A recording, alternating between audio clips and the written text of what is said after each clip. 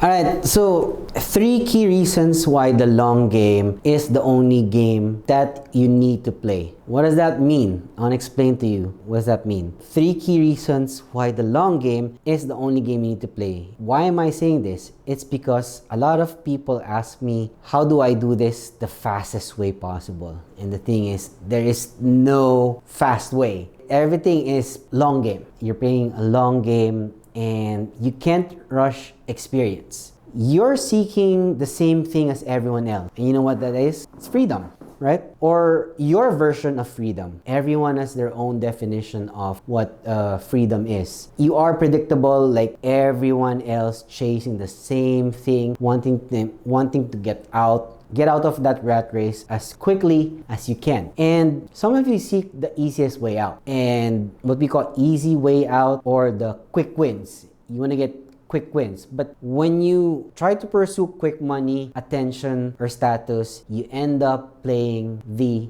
short game.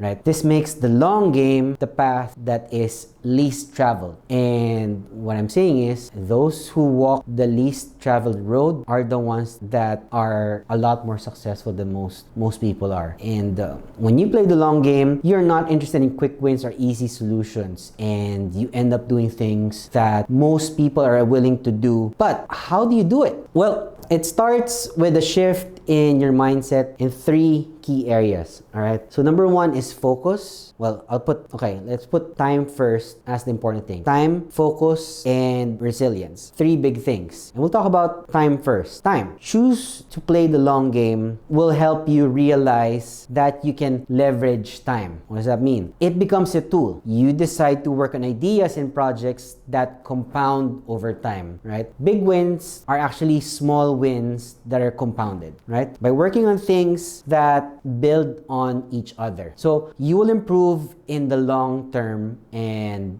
be able to connect dots between subjects, right? So life is like connecting small dots. Connect dots over here, connect dots over there, and then you now have a circle that you're probably from, or I don't know, you want a square, octagon, whatsoever, but it's simply connecting dots. Small dots, doing this will lead to here, doing this lead to that, and so on and so forth. I wish I had like a whiteboard thing where you just connect dots, but anyway, if you sacrifice the short-term wins that end up being a distraction, you ignore every shiny new object that comes along your way. I got distracted by my mug. Bouncing around will only give you the incremental success at best, okay? I want to explain to you that even further. By building something that lasts, you don't focus on your competition, because as I always say, the only competition that you should be worrying about is yourself, right? That's the only comparison that you need. You dedicate your time to the creation of your art. It's like you're painting your own picture, right? You have your own definition of what success is. I have my own definition of what success is. Everyone does, right? And they have a saying that art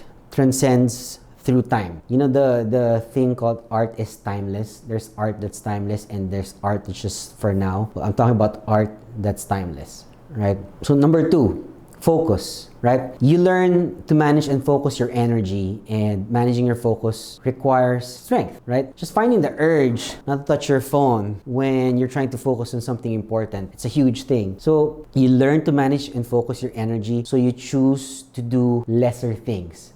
And this is why I'm not a firm believer of multitaskers. Multitaskers never finish any task better than single taskers. Is that even a word? Single taskers? Anyway, I know you get my point, right? So you choose to do less, but this allows you to go even further. When you have a refined focus on your key areas, or your key primary inputs, or we call it KPIs in marketing. Your focus tends to relate to point 1 time as you try to optimize towards whatever destination you're trying to put yourself in, right? And which brings me to number 3, which is resilience, right? Resilience. When you choose to play the long game, all right, this is important. You are most likely to build healthy levels of resilience. Okay? When you choose a longer time frame, you reduce any risk and improve your ability to be successful. It also helps you avoid the risk of being burnt out, right? You know the feeling of you do so many things all at the same time and you feel like I need a vacation. Well, if you're saying that you're burnt out and you need a vacation, it's because you're doing too many things all at the same time. And I've seen that.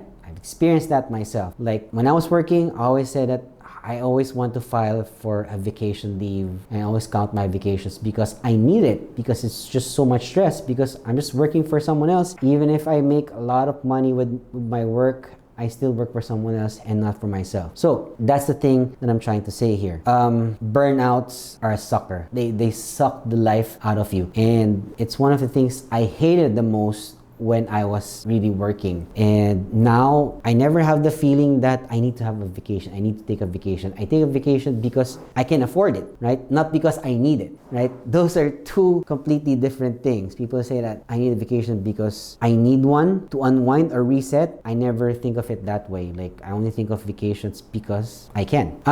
So when you pursue the long game, it is really a huge competitive advantage. So you want to replace what is easy to do with what others are not willing to do, right? It's a road less taken, right? You've heard that phrase a lot of times, I'm sure. So pursuing this path is really, really a challenge, right? And there may be times when you have to act really, really fast over the short term. But those actions should have the long term in frame, okay? In frame meaning your goal never change. I mean, if you can change your plan, right? There's no problem changing plans, but the goal still remains, right? You can adjust, reframe, move it a little, but the goal always remains the same. Whatever your goal is, I don't know. But you can always change the plan. There's nothing wrong with changing the plan as long as the end goal is still the same. If this thing does not work, this plan of yours to build this end goal does not work, then change the plan, right? You don't change the goal because your plan didn't work. Does that make sense? Comment in the comment section down below if you think that makes sense for you,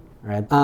So leverage time so it becomes an ally of yours, not an enemy. You're creating focus here, which helps build up the energy that you actually need and develop resilience for the long term. Or again, what I'm saying is the long game. Choosing the long game lets you devote your time and focus on creating what I call a resilient life. Resilience. And resilience produces art that will last a lifetime. Okay, comment down below timeless art or music that you think took a lot of time to make. You'll see it in the classic, like from an art from Michelangelo, Mozart, music. Those are all timeless, and up till now, they're significant. I have a saying that if you want to create something new, read old books. If you want to create something new, read old books. So that's all I have for you today. And by the way, if you're enjoying this video, a subscribe to the channel would be fantastic. Not the pork tocino,